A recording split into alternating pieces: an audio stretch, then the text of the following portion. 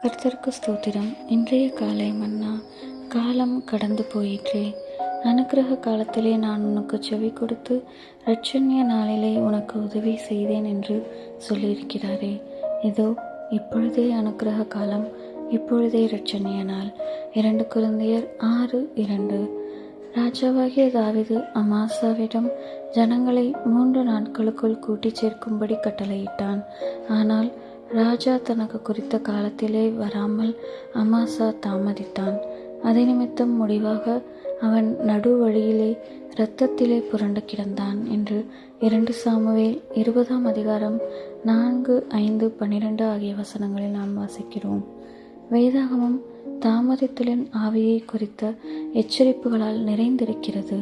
ஒரு சரியான வேலை சரியான வழியிலும் குறிப்பாக சரியான நேரத்திலும் செயல்பட வேண்டும்.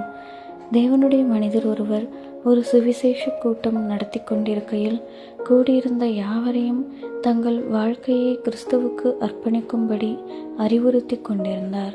அக்கூட்டத்திலிருந்த ஒரு நபர் தன் இதயத்தில் உணர்த்தப்பட்ட போதிலும் அப்பிரசங்கியார் இன்னும் சில நாட்கள் அந்த இடத்தில் கூட்டங்கள் நடத்தப் போவதால் தன் ஜீவியத்தை மறுநாள் கிறிஸ்துவுக்கு ஒப்புக் கொடுக்கலாம் என்று நினைத்திருந்தான். ஆனால் அந்த மறுநாள் அவனுக்கு வரவே இல்லை. ஏனெனில் அந்த இரவே அவன் வீடு திரும்பும் வழியில் அவனை ஒரு பாம்பு தீண்டியதால் அவன் மரித்து போனான். தங்கள் ஜீவியத்தை கிறிஸ்துவுக்கு அர்ப்பணித்தல், தண்ணீர் ஞானஸ்நானம் பெற்றுக்கொள்ளுதல், தேவனுக்கு ஊழியம் செய்தல் போன்ற பல நல்ல நோக்கங்கள் உடையவர்களாய் அநேகர் இருக்கின்றனர். இருப்பினும் இவ்வெல்லா நல்லெண்ணங்களையும் தாமதித்தலின் ஆவி அழித்து போடுகிறது. நாங்கள் எங்களுக்கு வசதியான வேலை வரும்போது அதை செய்வோம் என்று அவர்கள் கூறுகிறார்கள்.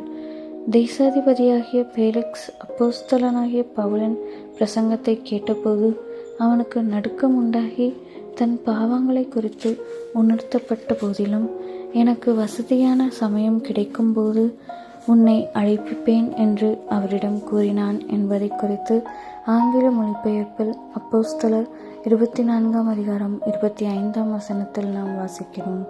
அந்த வசதியான சமயம் ஒருபோதும் வரவே இல்லை.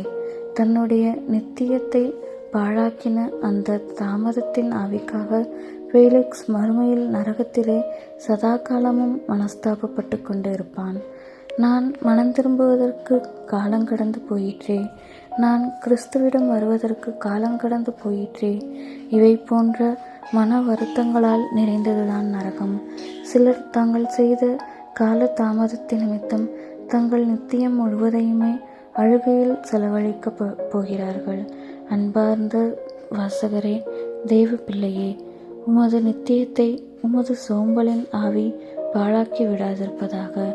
நீர் இன்றைய தினம் ஏதாகிலும் செய்ய வேண்டும் என தேவன் விரும்புவாராயின் அதை நாளைக்கென்று தள்ளி போட வேண்டாம்.